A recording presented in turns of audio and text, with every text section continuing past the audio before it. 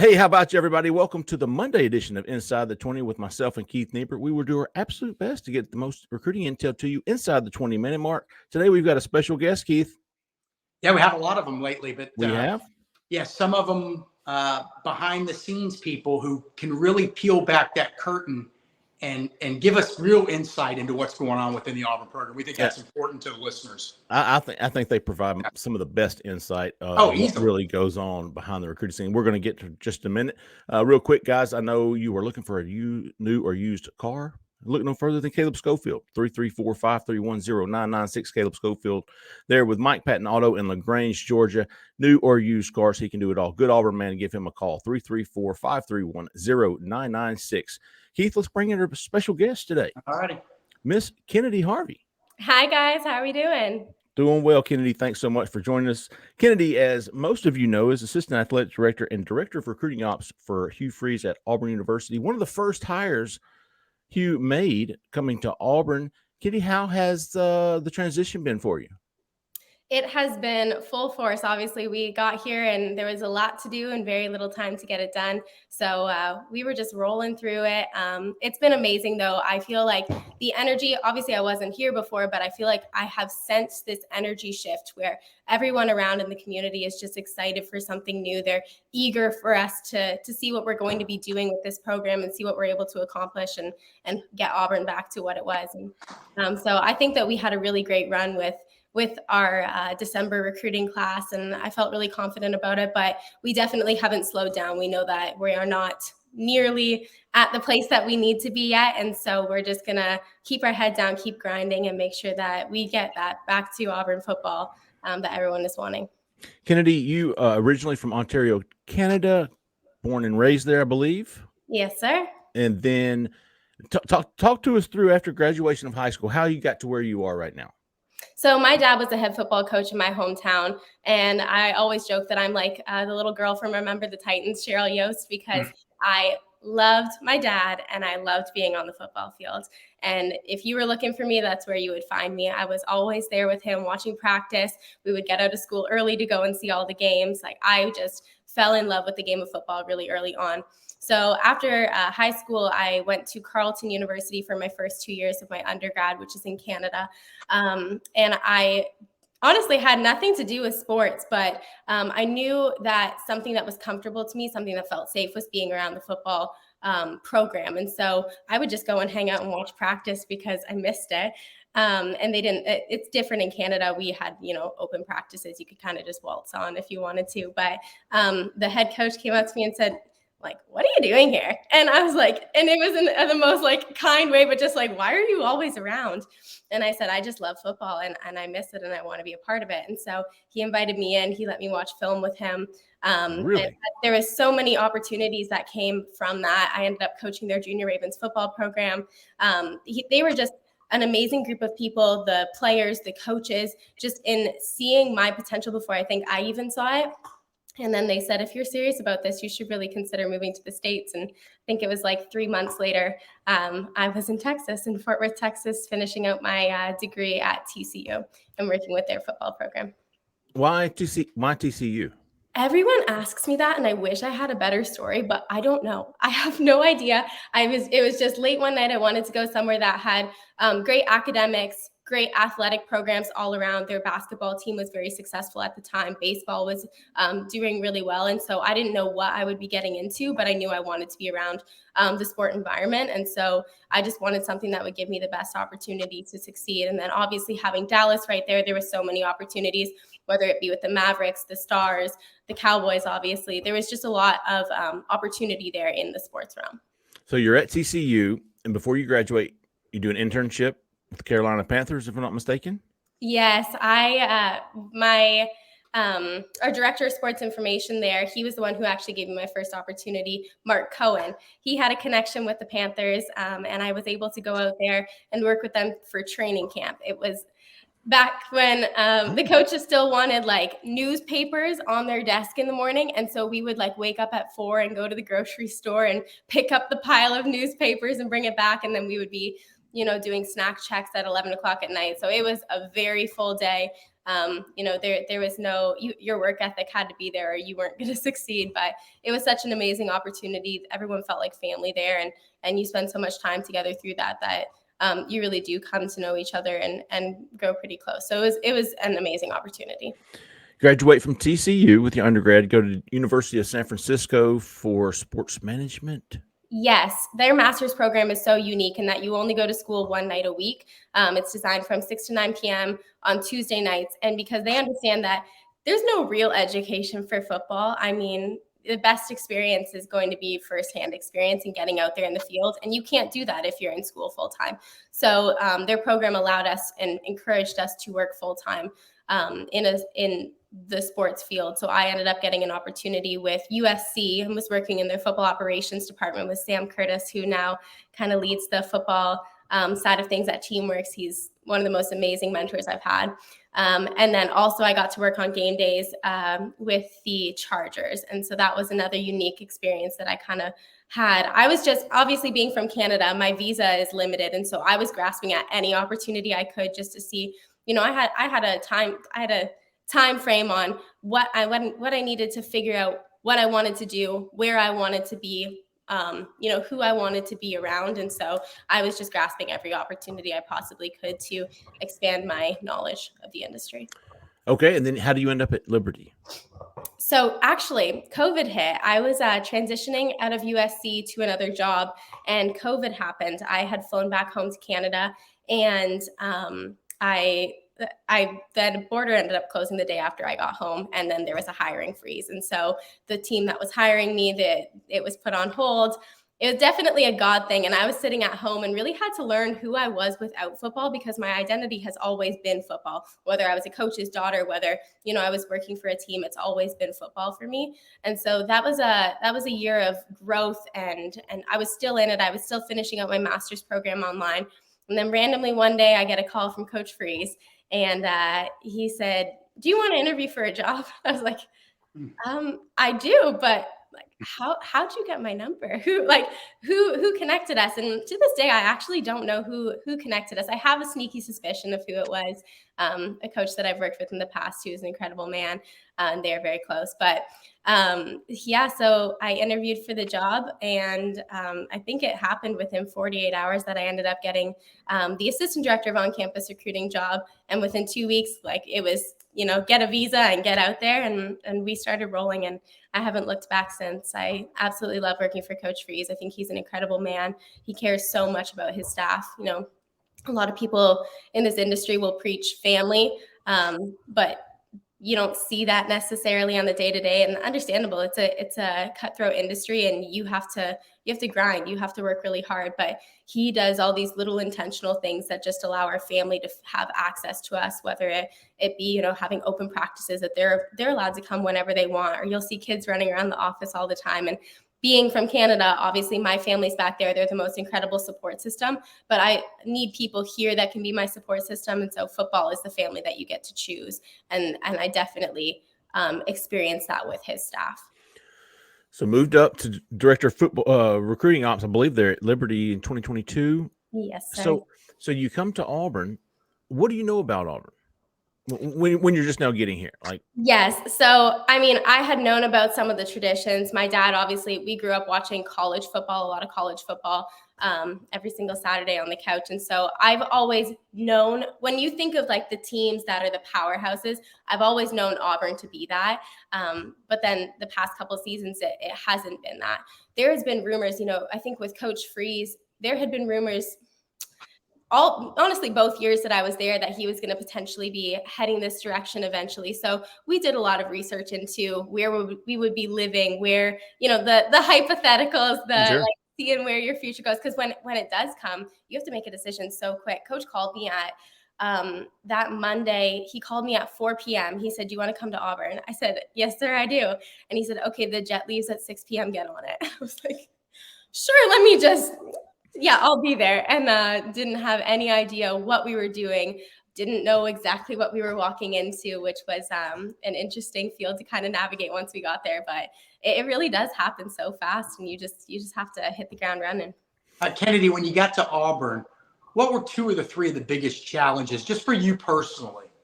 And whether finding a place to live or work related, it's up to you, whatever comes to mind. Yes. So I'll do it professional and then personal. So one of the biggest things, the on-campus department, it relies solely on relationships with people. And so I had to lean in on the girls here. Bianca Webb is one of the most incredible people I've worked with. Love Bianca. Absolutely. So talented. Just like I was absorbing so much and learning from her those first couple weeks. I sat back and let the girls kind of do their thing with running the on-campus department, because that's never been an issue. They've got it down pat. We have the resources here to be successful.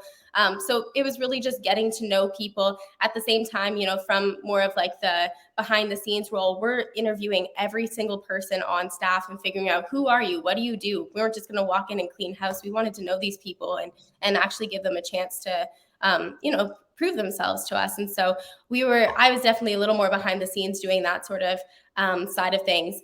One of the biggest challenges is we came in, and I guess I didn't realize how many visits we had left, and the number of visits we had left and the number of kids we needed to sign, they didn't match up. And so that was something that, I wasn't expecting. We were blessed to be able to obviously receive those 14 visits back because of Coach Freeze, the new staffing, and 75% of the visits had been used. And then also the blanket waiver when the NCAA granted everyone an additional 14 visits. I don't know how we would have made it through without that, because we did the high end of 40 visits in. Oh, we know. I know you guys were in the lobby. I felt so bad. Like, we just kept rolling them through, but it was a lot. It was fast paced, but I don't think we really had time to process all of it. It was just like, you just go, you just do it. And then from a personal perspective, obviously visas are a difficult thing to navigate. And so I wanted to make sure I was going about everything the right way when I did get here. I did have a visa at Liberty University, and I was transferring it to here. So I had to go back that first week amidst, trying to move all my stuff here and get to know everybody, interview everyone, plan 2 major official visit weekends. And then on top of that, I have to fly back to Canada and get my visa. So I flew back to Canada, and I ended up getting deported casually. Ooh. A quick 48 hours. We got our story, Jeff. Yeah, there it is. So that was fun. Yep. Very scary, very intimidating. And it was a very simple, they just wanted more detail in the job description. But it makes you like, it's scary, because you sit there and think, wow, I've been in the US for 7 years now, and that might just be taken away from me. And, I can go back and work in the CFL, but my heart's in college football. And so it definitely was like, I had this reignited passion for what I did being here, already being at Auburn University, being in the SEC. Like, this is what everyone in this industry dreams of doing. But then having that almost taken away from me, it just really was, it reaffirmed that this is where I'm supposed to be. This is what I'm supposed to be doing. And I absolutely love it. Couldn't imagine doing anything else. How long did you get stuck up there? God bless Matt Bevins. He was working literally round the clock, because I was able to get an appointment 2 days later. It was 48 hours later, but you need original documentation. So they had to have wet ink on all of the new job letters and all that. So him and Takesha, the HR department, they stayed up all night long writing this letter, making sure there was no way it was going to be wrong, sending it off to Auburn Legal and everyone kind of taking a look at it, making sure it was good. During all this, I'm still planning an official visit. Coach had called me as soon as I got across the border, and he's like, hey, Kennedy, can you make sure you get so-and-so booked and get on the phone with him. I was not even 2 minutes away from like the border. I had just gone back and was going back to Canada, and I didn't tell him because I just didn't want him to worry. He had so much on his plate. And then he called me that night when someone finally told him, like, hey, Kennedy got deported, right? And he called me. He's like, are you okay? I said, we'll be okay, coach. We'll get it done. Like, don't worry about it. Making it like it's no big deal. And here I am like panicking, but yeah, it was okay. How does that work? Do they come and get you and like, you got to go? So I was already at the border crossing, the port of entry where you apply for your visa. And the first person approved my visa, the supervisor he didn't really understand college football. He was saying I was, I was hired by the university, but couldn't grasp that you're contracted through a coach. And so it was just, but yeah, so they turned me away. They treat you like a criminal. They fingerprint you. They take your photos. It's like, there's a mugshot out there, huh? Yeah, I guess somewhere there's a shot of me, but it was okay. It was nice to be able to spend that time with my family too, and slow down for a couple of seconds and just process what all was going on. So I'm thankful for that brief moment of, breathing. I'm going to ask you some quick hitters at the end, but I know Jeffrey wants to know about official visits and things of that nature. So you step in here, Jeff. Yeah, Kenny, you talked about coach calling you and wanting you to do this or set up this guy for an official visit. Talk about what some of your responsibilities are. What are your top priorities here at Auburn? Yeah, so I think that when I had moved into the director role at Liberty, we sat down and had a conversation about where I saw the on-campus department going, and just in college football as a whole. And I think it's really difficult to have the way I see the on-campus department is this divide between operational, behind the scenes, making the plan, and the relational side of it, where they are executing the plan, they're building the relationships, they're the face of the program at the forefront. And so I definitely love more of the logistical side of things. I love building relationships. I love being around people, but what really gets me going is being able to be behind the scenes and put a plan in place, because there's so many moving parts when you're dealing with that many kids. And so that was kind of what I pitched to him. I said, I think we need to go this route where there is a more clear divide between those two sides, which allowed me when I stepped into this role to do a little more of the administrative side of things. But here, it's all hands on deck. Everywhere in college football, everybody recruits. I'm not saying I'm, behind the scenes and I don't talk to anybody. We all recruit, but I can't be sitting down at a table. This is the best scenario. I can't be sitting down at a table making sure the car service is arriving, the food is going out on time, it's quality checked, it's going, everything's going well. People are sitting where they're supposed to be sitting, putting out any fires that arise, because naturally they're going to arise, and also be sitting and having a genuine conversation with people and building relationships. So I think that when you allow people to shine in that role, where they are the ones that are sitting down, they're getting to know the families, they're building those relationships over time, they're going to have more genuine conversations than me, where I can't necessarily give my 100% undivided attention because there's so many other things going on behind the scenes. And so I think that was one of the most successful things that we were able to do, is kind of implement this divide. Now here we do have, we're blessed that the girls on our staff can do everything. They can do either side of it. And so it's not that, today I'm operational and tomorrow, or today I'm always operational. It's today I'm operational, tomorrow I'm relational, and I fit wherever I'm needed. And that's how all the girls have this mentality as well. So that's been kind of one of the biggest changes, I think, in where I see this on-campus recruiting going. As far as itineraries for official visits, is there a different itinerary for, let's say, a grad transfer kid taking an official visit as opposed to a high school junior coming in this summer? Absolutely. Yes. I mean, we call those kind of business visits. These guys are older. They don't necessarily need the glitz and the glam, the showy. They're making a decision based on a lot of very different factors than maybe a high school junior who has a lot of time ahead of them. And so a lot of them, they don't care about the photo shoots. They don't care about rolling tumors corner. They don't care about all that. They care about sitting down. They care about meeting with their coach and building a relationship in a short period of time. They care about where they're going to be living. They care about those sorts of things. And so those ones are usually a little bit shorter, because we can, cut out all the fluff, and just it helps too, because they're so on their game. They know what they want. They know what they've been through a 4-year institution. And so it makes it a lot easier on us being able to get down. Like when you ask some of these high school kids, what do you want? They're focused on NIL, or they're focused on, I want to do a photo shoot. And that's great. And we'll do that for them. But it's definitely not a cookie cutter mold when it comes to any of these kids coming on campus.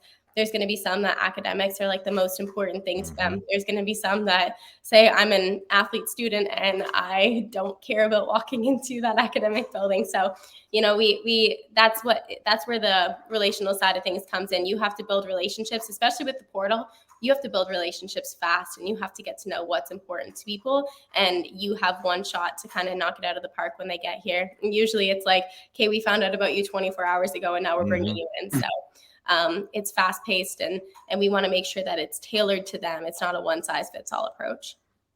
Good stuff. Keith, you yeah, a couple more things. You just, I'd be remiss if I didn't ask you a little bit about Hugh Freeze. So you're around him probably as much as maybe anyone. Mm-hmm. What makes this guy, from your point of view, such an effective closer as a recruiter? Because we saw the closing ability those final few weeks in December, and I got to tell you, a lot of Auburn fans couldn't believe what they saw. So from your perspective, what's the magic sauce that this guy has that you work for? I mean, I do all of coaches' meetings. Like I'll coordinate them, and I'll sit outside and let them know who's coming in next. And he is one of the best closers I have ever been around. I think it's because he knows, he has a very clear vision of what our culture is here. And he is very, very true to himself and very true to our program. And so if someone is not going to be a culture fit, it doesn't matter if you're a 5-star recruit. If you are going to damage our program in some way, then he doesn't want that. And so he isn't just about like telling people what they want to hear in those meetings. He is telling them, this is who we are, take it or leave it. And I think that works well, because in the recruiting industry, there's so much fluff and there's so much of people telling you what you want to hear. And I think for a lot of these guys, it's refreshing to just get like someone who's real and say, hey, I'm not going to be okay with this. And maybe this is important to you. This isn't important to us here. And these are the things that we do value. And as a program, we would expect you to buy into that. Are you on board? If not, then, that's okay. That's with the portal and everything, you have to be transparent with kids, because they're not going to be happy and they're just going to jump in the portal a year from now and you're back to square one. And so I think that he does a very good job of seeing the long game and figuring out how we can get people to buy into our culture. So that's why I think he is just so good at what he does. In one sentence, I got to ask this too. What is you're right at the top of the food chain here. In one sentence, what is your optimism level for this 2024 recruiting class? Or one word, whatever. Keith asking somebody to sum something up in one sentence is. Well, it's tough. I would say that high expectations. Yes. Everyone here knows what we are capable of achieving, and they're not settling for anything less than that. Okay. And that is an exciting team to be a part of. All right, couple serious ones here, real deep here. Favorite CFL team growing up? Argonauts, I'm assuming? Yes, but I lived in Ottawa, so I was a Red Blacks fan. They kind of brought the program back when I was in Ottawa, and so that became my new favorite. But we definitely went to a lot of Argos games growing up. All-time favorite CFL player, who would that be? Nick Marshall. No, my favorite. So that's funny, because I don't have a favorite NFL team either, but really? I love seeing guys that I've worked with in the past and like know them. I was in operations before actually coming to the recruiting side of things. And so you get to know those guys. So my favorite players are always the ones that like I have worked with. And I get to see their dreams come true. And that's so cheesy, but it is so cool to like, cause I feel the same way and they feel the same way about me when they see my job and that I moved here. Everyone was reaching out like, we're so proud of you. This is amazing. This is what we've dreamt of. And so that's really cool. So I guess I kind of copped out because I don't have a That's okay. Hey, last one for me. Kennedy, you're a big Maple Leafs fan. Yes. I live 2 blocks from where the Tampa Bay Lightning play. They're big rivals right now. Oh, you tell me who's going to go further in the plus. Is Toronto going to be the team that breaks this long Canadian winless Stanley Cup streak? Is this the year? Listen, I can say yes. Every time I am invested, they let me down and my heart breaks. And it's just, I'm going to say no, they're not going to, because then if they do, I'm really happy. And then if they don't, I'm like, well, I saw this one coming again. So as a diehard Leafs fan, I will hope that in my lifetime I get to see them. If anybody, do you have a Leafs jersey? Are people going to see you walking around Auburn in a Leafs jersey if they win anything? If we win, heck yeah, I will be wearing that thing to work every single day. One person parade through Auburn with. She'll go roll Tumor's Corner. Yes. Yes, I'll go roll tumors course. Kennedy, thank you so much. That's it for me.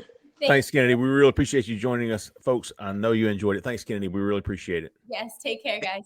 Take care. Kennedy Harvey, Keith. Yeah.